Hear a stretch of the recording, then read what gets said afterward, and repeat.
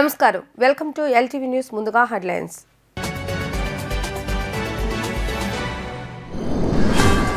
జగనన్న విదేశీ విద్యా దీవెన నిధులు విడుదల చేసిన సీఎం వైఎస్ జగన్మోహన్ రెడ్డి పిల్లల చదువు భారం తల్లిదండ్రులపై పడొద్దని వ్యాఖ్య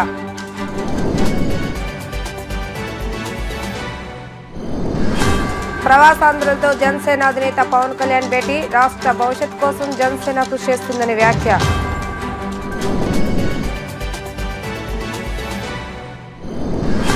యువగళం పాదయాత్రపై మంత్రి అంబటి రాంబాబు సెటైర్లు లోకేష్ పాదయాత్ర వల్ల ఎవరికైనా ప్రయోజనం ఉందా అని ప్రశ్న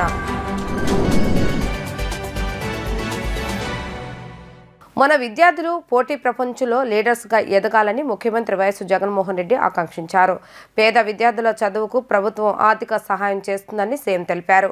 పలువురు విద్యార్థులు విదేశాల్లో టాప్ యూనివర్సిటీల్లో చదువుతున్నారని చెప్పారు. జగనన్న విదేశీ విద్యా దీవెన నిధులను ముఖ్యమంత్రి వైఎస్ జగన్మోహన్ రెడ్డి విడుదల చేశారు. అర్హులైన 390 మంది విద్యార్థులకు 41.60 కోట్లను విడుదల చేశారు. సివిల్స్ లో క్వాలిఫై అయిన 95 మందికి విద్యా దీవెన కింద ప్రోత్సాహకాన్ని అందించారు. ఈ సందర్భంగా సీఎం మాట్లాడుతూ పేద విద్యార్థుల తలరాత మార్చేందుకే ఈ పథకమని ముఖ్యమంత్రి స్పష్టం చేశారు. 8 లక్షల వార్షిక ఆదాయంలోపు ఉన్న వారందరికీ జగనన్న విదేశీ విద్యా దీవెన అందిస్తున్నామని పేర్కొన్నారు. పిల్లల చదువుల భారం తల్లిదండ్రులపై పడవద్దన్నారు. సివిల్స్ అభ్యర్థులకు జగనన్న ప్రోత్సాహం అందిస్తామన్నారు. సివిల్స్ ప్రిలిమ్స్ పాస్ అయిన అభ్యర్థులకి 1 లక్ష ప్రోత్సాహకం, మెయిన్స్ పాస్ అయితే 1,50,000 అందిస్తున్నామని వెల్లడించారు. ఇందులో 2 కార్యక్రమాలలో కూడా ఒక యూనిక్నెస్ ఉంది. ఎవరికైనా కూడా ఒక ఆస్పిరేషన్ అనేది క్రియేట్ చేయగలుగుతా ఉన్నాం. అంటే మన రాష్ట్రంలో ఎవరికైనా కూడా కష్టపడి చదివితే మంచి యూనివర్సిటీస్లో కానీ సీటు కానీ వస్తే ఫీజులు ఎంతైనా కూడా మన తల్లిదండ్రులు కానీ మనకు కానీ ఎటువంటి అప్పు చేయాల్సిన అవసరం లేకుండా ప్రభుత్వం తోడుగా ఉంటుంది, జగనన్న తోడుగా ఉంటాడు అన్న ఒక భరోసా ఈ కార్యక్రమం ద్వారా జరిగిస్తా ఉన్నాం. సాచ్యురేషన్ పద్ధతిలో ట్రాన్స్పరెంట్గా ఎవరికైనా కూడా టైమ్స్ రేటింగ్స్లో కానీ టైమ్స్ హైయర్ ఎడ్యుకేషన్ ర్యాంకింగ్స్లో కానీ లేదా క్యూఎస్ ర్యాంకింగ్స్లో కానీ ఈ టాప్ 50 కాలేజెస్లో అంటే దాదాపుగా 350 కాలేజీలు, ఈ కాలేజీలలో సీట్లు ఎవరికి వచ్చినా కూడా ఆంధ్ర రాష్ట్రం నుంచి entire fees to the extent of SC ST BC మైనారిటీకి సంబంధించిన పేద వర్గాలకు సంబంధించిన వాళ్ళు ఎవరైనా ఉన్నా 1,25,00,000 దాకా వాళ్ళకు తోడుగా నిలబడే కార్యక్రమం. మిగిలిన వాళ్ళ ఎవరికైనా కూడా ₹1,00,00,000 వరకు తోడుగా నిలబడే కార్యక్రమం which almost covers the entirety total fees cover అవుతుంది. ఈ సంవత్సరం ఈ స్ప్రింగ్ ఇంటేక్లో దాదాపుగా 51 మందికి కొత్తగా అడ్మిషన్లు రావడం జరిగింది. వారికి ఫీజులు ఈ కార్యక్రమం ద్వారా ఆల్మోస్ట్ 9.5 కోటి వాళ్లకు ఇవ్వడం జరుగుతూ ఉంది. ఇదొకటే కాకుండా విదేశాల్లో ఉన్నత విద్య కోసం ఇప్పటిదాకా చదువుతూ ఉన్న 408 మంది పిల్లలు కూడా ఎవరైతే చదువుతూ ఉన్నారో వాళ్ళకి ఈ సీజన్లో ఫీజులు చెల్లించాల్సిన 390 మందికి వాళ్ళకు కూడా ఫీజు కూడా కలుపుకుంటే దాదాపుగా 41.59 కోట్ల రూపాయలు ఇవ్వడం కూడా ఈ సందర్భంగా జరుగుతూ ఉంది. దాదాపుగా 107 కోట్ల రూపాయలు ఈ 408 మంది పిల్లల కోసం ఖర్చు చేస్తూ ఉన్నాం ఈ పథకం పెట్టినప్పటి నుంచి సోఫార్. కానీ ఈ పథకం ఎంత సాటిస్ఫాక్షన్ ఇస్తుంది అని అంటే మిమ్మల్ని చూసి మిగిలిన వాళ్ళు కూడా ఇన్స్పైర్ అయ్యి ఇదే మాదిరిగా ఈ టాప్ యూనివర్సిటీస్లో సీట్ తెచ్చుకొని టాప్ కాలేజెస్లో సీట్ తెచ్చుకొని అట్ సమ్ స్టేజ్ ఎక్కడో ఒక చోట మీరు కెరియర్లో మీరు గొప్పగా ఎదిగిన తర్వాత పెరిగిన తర్వాత అట్ సమ్ స్టేజ్ ఈ కైండ్ ఆఫ్ హెల్ప్ రాష్ట్ర ప్రభుత్వం నుంచి ఏదైతే మీకు అందిందో గుర్తుపెట్టుకొని ఏదైతే రాష్ట్ర ప్రభుత్వం మీకు అందించిందో అది ఎక్కడో ఒక చోట సమ్ స్టేజ్ మీరు బాగా ఎదిగిన తర్వాత బాగా పెరిగిన తర్వాత మన రాష్ట్రానికి కూడా సమ్ కాంట్రిబ్యూషన్ ఫ్రమ్ సమ్వేర్ సిఇఓలుగా ఒక పెద్ద సంస్థల్లో మీరు పేరు సంపాదించుకొని అక్కడ ఉండడం, అటువంటి పరిస్థితుల్లో రాష్ట్రాన్ని కూడా ఖచ్చితంగా గుర్తుపెట్టుకొని ఇంకా ఎక్కువ మంది మన పిల్లలకు మీరు మంచి చేసే పరిస్థితులను కూడా ఖచ్చితంగా ఎక్కడో ఒక చోట చేయాలన్నదే మా తాపత్రయం, నా కోరిక. జనసేన పార్టీ ఎదుగుదల కోసం ప్రవాస భారతీయులు, ప్రవాసాంధ్రులు అందిస్తున్న సహకారం ఎన్నటికీ మరువలేనిదని ఆ పార్టీ అధ్యక్షులు పవన్ కళ్యాణ్ అన్నారు. యూకే, ఐర్లాండ్, ఆస్ట్రేలియా, జర్మనీ వంటి దేశాల నుంచి కొలికొండ సెజర్ ఆధ్వర్యంలో జనసేన పార్టీ కార్యాలయానికి వచ్చిన ప్రవాసాంధ్రులను జనసేనాని కలిశారు. ఈ సందర్భంగా పార్టీ కోసం 1.30 కోట్ల విరాళంగా అందజేశారు. ఈ సందర్భంగా పవన్ మాట్లాడుతూ వారి యొక్క ఆశయాలను కాపాడుకుంటూ రాష్ట్ర భవిష్యత్తు కోసం చేసే ఈ ప్రయాణంలో ఎన్ఆర్ఐలు తమ వంతు సహకారం అందిస్తూ ముందడుగు వేయడం జనసేన ప్రస్థానంలో చిరస్మరణీయంగా గుర్తుండిపోతుందన్నారు. ఈ ప్రయాణంలో పార్టీకి మరింత మద్దతు అందించాలని పవన్ కోరారు. నారా లోకేష్ యువగళ ముగింపు సభకు ఖరీదైన యాంకర్గా పవన్ కళ్యాణ్ వ్యవహరించనున్నారని రాష్ట్ర జలవనరుల శాఖ మంత్రి అంబటి రాంబాబు ఎద్దేవా చేశారు. లోకేష్ పాదయాత్ర వలన ఎవరికైనా ప్రయోజనం ఉందా అని ప్రశ్నించారు. ఎవరు గుర్తించని యాత్ర చేశాడని మండిపడ్డారు. కనీసం లోకేష్కైనా పార్టీకైనా ఈ యాత్ర ఉపయోగపడిందా అని ఆయన నిలదీశారు. తాడేపల్లిలోని వైసీపీ కేంద్ర కార్యాలయంలో ఏర్పాటు చేసిన విలేకరుల సమావేశంలో మంత్రి అంబటి రాంబాబు మాట్లాడుతూ లోకేష్ కుప్పంలో అడుగు వేయగానే తారకరత్నం మృతి చెందారని ఆరోపించారు. లోకేష్ ది అశుభయాత్ర అంటూ విమర్శించారు. ఎలకతోలు తెచ్చి ఏడాది ఉతికిన తెల్లగా మారదని వేమన శతకంలాగా లోకేష్ యాత్ర కొనసాగిందని ఆయన అన్నారు. యాత్ర వల్ల ఒళ్లు తగ్గిందే తప్ప మైండ్ మెచ్యూరిటీ లేదని ఎద్దేవా చేశారు. యాంకర్ ఉదయభాను తెచ్చి మీటింగ్ పెట్టుకోవాల్సి వచ్చిందని ఆయన అన్నారు. బీసీ, ఎస్సీ, ఎస్టీ చౌదరులారా అంటూ లోకేష్ మాట్లాడారని గుర్తు చేశారు. 3, 15,000, 90,000 అని చెప్పిన అజ్ఞాని లోకేష్ అని ఆగ్రహం వ్యక్తం చేశారు. బాలకృష్ణ యువగలలో యాంకరింగ్ చేయబోతున్నారని, ఇంకో యాంకర్ పవన్ కళ్యాణ్ కూడా యాంకరింగ్ చేయబోతున్నారని తెలిపారు. వృద్ధ తండ్రి తన అసమర్థ కొడుకుని హైలైట్ చేయడానికి చేస్తున్న ప్రయత్నమే కనిపిస్తుందన్నారు. లోకేష్ యాత్ర అంతా విజయవంతమైతే బాలకృష్ణ, పవన్ కళ్యాణ్ల యాంకరింగ్ ఎందుకని ప్రశ్నించారు. సీట్లు, నోట్లు మాట్లాడుకుని పవన్ కళ్యాణ్తో యాంకరింగ్ కి ఒప్పించారన్నారు. కిరాయి తీసుకుని పవన్ కళ్యాణ్ లోకేష్ సభకి యాంకరింగ్ చేస్తున్నారు. స్పెషల్ ఫ్లైట్లు, స్పెషల్ రైల్లో రేపు జనాన్ని తరలిస్తున్నారని ఆయన చెప్పారు. ఈ సందర్భంగా నాకు వేమన శతకంలోని ఒక పద్యం ఎలుక తోలు తెచ్చి ఏడాది ఉతికిన నలుపు నలుపే గాని తెలుపు కాదు, కొయ్య బొమ్మను తెచ్చి కొట్టినా పలుకున విశ్వదాభిరామ వినురవేమ. లోకేష్ లాంటి ఒక ఇన్మెచ్యూర్డ్ని, లోకేష్ లాంటి ఒక మొద్దు స్వరూపాన్ని, ఏ అర్హతలు లేనటువంటి లోకేష్ను తీసుకొచ్చి 226 రోజుల పాటు నడిపిస్తే ఏవైనా మార్పు దానిలో సంతరించిందా అంటే ఏవి మార్పు రాలా.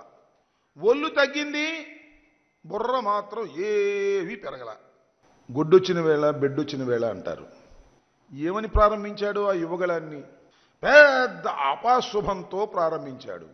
కుప్పంలో ఆయన అడుగు వెయ్యంగానే నందమూరి తారక రామారావు గారి కుమారుడైనటువంటి మోహన కృష్ణ అనుకుంటాను, వారి కుమారుడు చలనచిత్ర హీరోగా ఒకేసారి చాలా చిత్రాలను ప్రారంభించి ప్రజల్లో ఒక స్థానాన్ని ఏర్పరచుకున్నటువంటి పాపం తారకరత్న ఆ పాదయాత్రలో 4 అడుగులు వేశాడు, కుప్ప కూలిపోయాడు.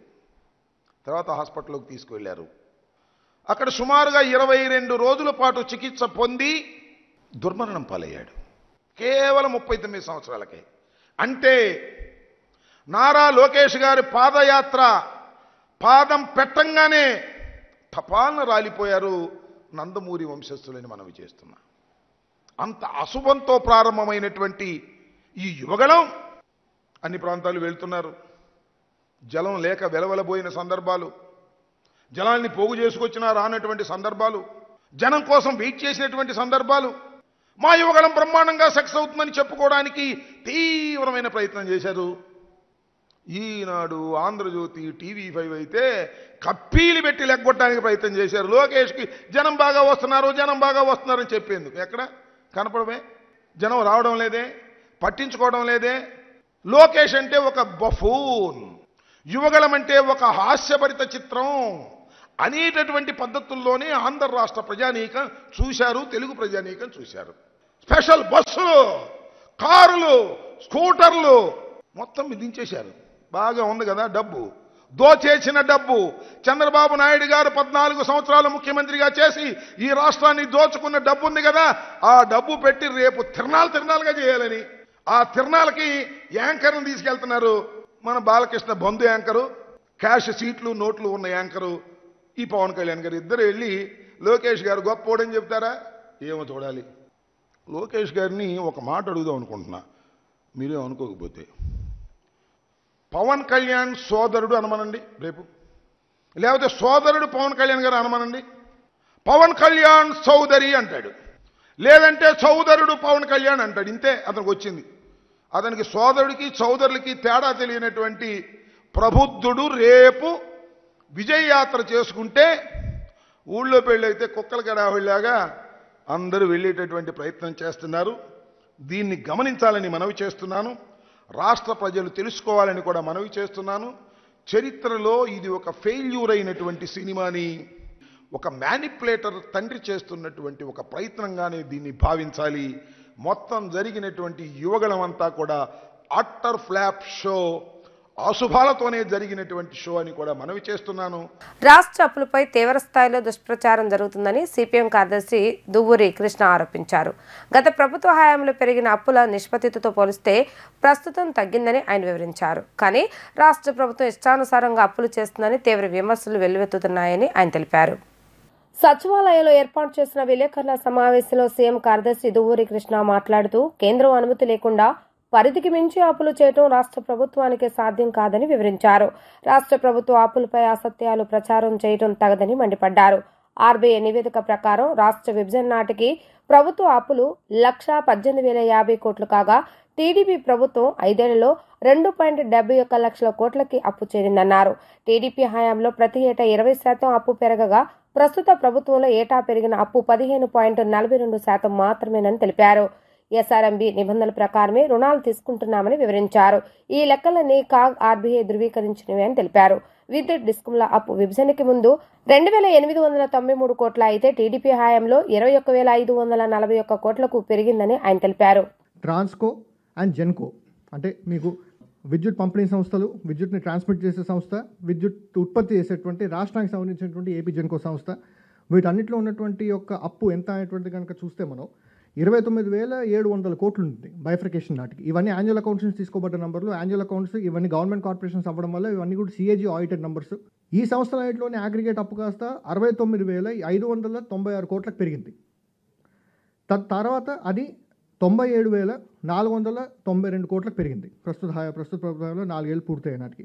ప్లస్ అది కాకుండా ఈ డిస్కామ్స్ అంటే ఈ విద్యుత్ పంపిణీ సంస్థలు విద్యుత్ ఉత్పత్తిదారులకి కట్టాల్సినటువంటి డబ్బులు అంటే వాళ్ళు యాన్యువల్ రిపోర్ట్స్ ప్రకారం CAG audited discom annual reports ప్రకారం 2,893 క్రోర్స్ ఉన్నాయి బైఫర్కేషన్ నాటికి.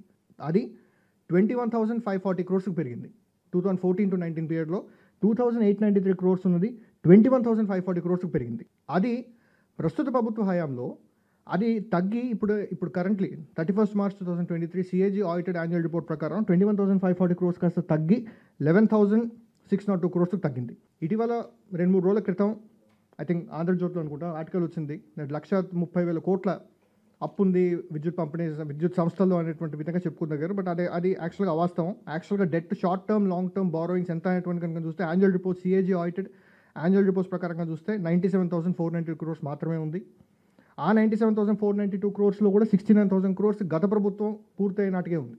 ఒక న్యూస్ పేపర్ ఒక రిపోర్ట్ రాస్తున్నప్పుడు ఇంత అప్పు ఉంది అంటే అప్పంతా కూడా ప్రెజెంట్ ప్రభుత్వానికి ఆపాదించేటువంటి ప్రయత్నం జరుగుతుంది. అది సమంజసం కాదు. ఎందుకంటే ఇప్పుడు ఈ 97,000 కోట్లలో 69,000 కోట్లు గత ప్రభుత్వం ఎండ్ అయినట్టుగా ఉన్నటువంటిది ఆడిటెడ్ యాన్యువల్ అకౌంట్స్ చెప్తున్నాయి. 69,000 కోట్లు కాస్త 97,000 కోట్లకు పెరిగింది. కాబట్టి ఇదంతా మొత్తం అంతా కూడా 97,000 కోట్లు ప్రస్తుత ప్రభుత్వానికి ఆపాదించడానికి ప్రయత్నించేటువంటి కరెక్ట్ విషయం కాదు. మేము ఏదో జస్ట్ ఊరికి అనేద్దాం తర్వాత మా ఇష్టం అని కానీ కాదు. యాక్చువల్గా సిఏజీ తీసుకున్నటువంటి నెంబర్లు ఇవన్నీ. ఇవి చూస్తే రెవెన్యూ డెఫిసిట్ 1999 నుంచి 2004 వరకు రెవెన్యూ డెఫిసిట్స్, మళ్ళీ 2004 నుంచి 2014 వరకు రెవెన్యూ సర్ప్లస్, మళ్ళీ 2014 తర్వాత రెవెన్యూ డెఫిసిట్స్. సరే ఈ కోవిడ్ కష్టకాలం వల్ల ప్లస్ ఈ విధమైనటువంటి ఆల్రెడీ అప్పు భారం వల్ల డెఫిసిట్ కొనసాగవచ్చు, మేము కాదంటే. బట్ ద పాయింట్ ఏంటంటే ఈ విధమైనటువంటి డెఫిసిట్స్ ఈ విధమైనటువంటి పరిస్థితులలో ఏ రకంగా రెవెన్యూస్ జనరేట్ అవుతాయి అవన్నీ చేయడానికి ఇంకో స్లైడ్ కూడా చూపిస్తాను మీకు. అందుకే ట్యాక్స్ టు జీడీపీ రేషియో చూడాలి మనం ఎప్పుడు కూడా. స్థూల ఉత్పత్తి ప్రకారంగానే అసలు ట్యాక్స్ ఎంత జనరేట్ చేసేటువంటి ఎబిలిటీ కూడా రాష్ట్రానికి వస్తుంది. వారి టైంలో టీడీపీ హయాంలో ఉన్నటువంటి 5 ఏళ్లలో కనుక తీసుకుంటే దేశంలో ఉన్నటువంటి జీడీపీలో అసలు మన రాష్ట్ర జిఎస్డిపి కనుక ఒక నిష్పత్తిగా తీసుకుంటే 14 నుంచి 19 వరకు యావరేజ్ 4.45% వరకు కాదు, 4.78% పెరిగింది తప్ప తగ్గలేదు. రాష్ట్రం అడుగునిపోయినటువంటి పరిస్థితులు ఇదే రకంగా కంటిన్యూ అవుతుంది. దాదాపుగా పాపులేషన్ ఇవన్నీ కూడా పర్సెంటేజ్లు దాదాపుగా సమ్ ఎక్స్ట్రాడినరీ లెవెల్ ఆఫ్ గ్రోత్లు తీసుకురావడం కూడా ఎవరి వల్ల కాదు. సో ఈ రకంగా ఇదే పొద్దున్న మళ్ళీ రిపీట్ అవుతాయి. అసలు ప్రస్తుత ప్రభుత్వం, ప్రస్తుత రాష్ట్ర ముఖ్యమంత్రి వర్యులు ఇస్తున్నటువంటి అన్ని డబల్ చేసేస్తాం, దీనికంటే 10 రెట్లు పెంచేస్తాం. ఒక పక్కనేమో శ్రీలంక అయిపోయింది. మళ్ళీ ఇమీడియట్గా మేము అధికారంలోకి వస్తే మొత్తం అంతా దీనికి ట్రిపుల్ చేసి మొత్తం అంతా ఇచ్చేస్తాం. ఎలా అంటే ఆదాయాలు వచ్చేస్తాయి. పోనీ ఆదాయాలు ఇంతకుముందు ఎప్పుడో వచ్చిన దాఖలాలు ఉన్నాయి, అది కూడా చూపించాం. రెవెన్యూ డెఫిసిట్ ప్రతి సంవత్సరం రెవెన్యూ డెఫిసిట్లో ఉన్నటువంటి పరిస్థితులు. పోనీ జీడీపీలో కంట్రీస్ జీడీపీలో మన జీఎస్డీపీ తీసుకుంటే అది కూడా మీరు చూస్తుంటే 4.45%, 4.78% పెరిగిన తప్ప తగ్గినటువంటి పరిస్థితులు లేవు. సో ఏ రకంగా ఇవన్నీ జస్టిఫై చేసుకోగలుగుతాం అంటే ఈ అవాస్తవ ప్రచారం జరుగుతున్న విషయం మనందరికీ చాలా క్లియర్గా అర్థమవుతుంది. సొంత పార్టీలో సిట్టింగ్లు సీట్లపై ముఖ్యమంత్రి జగన్ కత్తి కట్టారు. ఇప్పటికే 4 మంత్రులకు స్థానచలనం కల్పించిన సీఎం మరో 2 మంత్రులకు మొండి చేయి చూపినట్లు సమాచారం. తాజాగా పలువురు మంత్రులు, ఎమ్మెల్యేలు సీఎం జగన్తో భేటీ అయ్యి తమ పరిస్థితిపై ఆరా తీస్తున్నారు. మా పరిస్థితి ఏంటో అని పలువురు మదనపడుతూ తాడేపల్లి క్యాంపు కార్యాలయంలో ముఖ్య నేతలతో మంత్రాలు జరుపుతున్నారు. మంత్రులు, దళిత, గిరిజన ఎమ్మెల్యేలు ఎవరైనా సరే వారు సీట్లకు గ్యారంటీ లేదు, తన పరాభేదం లేదు. నమ్మిన వారైనా నమ్ముకున్న వారైనా సరే తాను వద్దనుకుంటే టికెట్లు లేవని ముఖ్యమంత్రి జగన్ తేల్చి చెప్పేస్తున్నారు. మీరంతా నా సొంత మనుషులు, మిమ్మల్ని వదులుకోను అంటూ ఎమ్మెల్యేలను నమ్మించిన సీఎం జగన్ ఇప్పుడు ఓట్ల లెక్కలు వచ్చేసరికి నిర్దాక్షిణ్యంగా వ్యవహరిస్తున్నారని జగన్ ఎప్పుడు ఎవరి టికెట్ చించేస్తారో అనే ఆందోళన ఇప్పుడు వైఎస్ఆర్సీపీ ఎమ్మెల్యేలోనూ కాదు మంత్రుల్లోనూ తీవ్రస్థాయిలో ఉంది. ఎప్పుడు ముఖ్యమంత్రి నుంచి పిలుపు వస్తే ఇక టికెట్ పోయినట్లే అనేది ఇప్పుడు వైఎస్ఆర్సీపీలో హాట్ టాపిక్ గా మారింది. కళ్యాణదుర్గం నుంచి ప్రాతినిధ్యం వహిస్తున్న మంత్రి ఉషా శ్రీచరణ్, పెనుగొండ నుంచి ప్రాతినిధ్యం వహిస్తున్న మాజీ మంత్రి శంకర్ నారాయణ, పొన్నూరు ఎమ్మెల్యే కిలారి వెంకటరోషయ్య, కైకలూరు ఎమ్మెల్యే దోలో Nageswararao, Mydukur MLA S Raghuramireddy, Madanapalli MLA Mohammed Nawaz Basha తదితరులు మంగళవారం తాడేపల్లికి వచ్చి వెళ్లారు. ప్రభుత్వ chief whip Narsapuram MLA Mudunuri Prasad Raju కూడా ముఖ్యమంత్రి కార్యదర్శి ధనంజయ రెడ్డిని కలిశారు.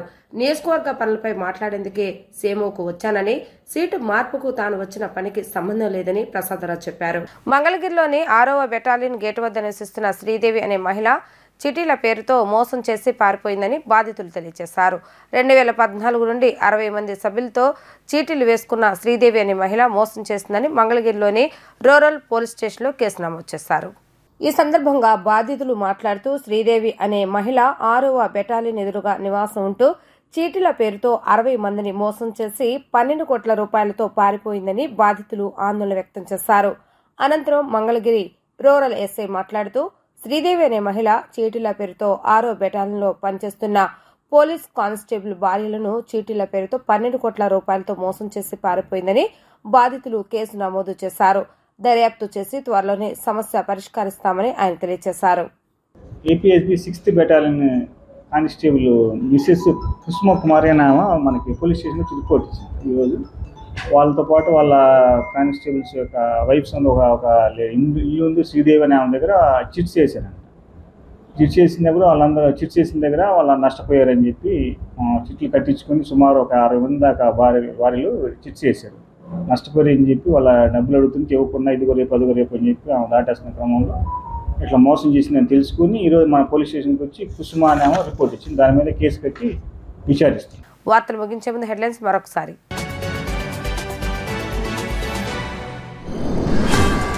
జగనన్న విదేశీ విద్యా దీవెన నిధులు విడుదల చేసిన సీఎం వైఎస్ జగన్మోహన్ రెడ్డి, పిల్లల చదువు భారం తల్లిదండ్రులపై పడొద్దని వ్యాఖ్య.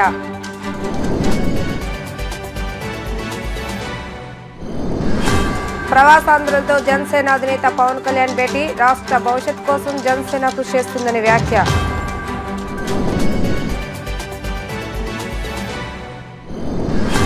యువగళం పాదయాత్రపై మంత్రి అంబటి రాంబాబు సెటైర్లు, లోకేష్ పాదయాత్ర వల్ల ఎవరికైనా ప్రయోజనం ఉందా అని ప్రశ్న.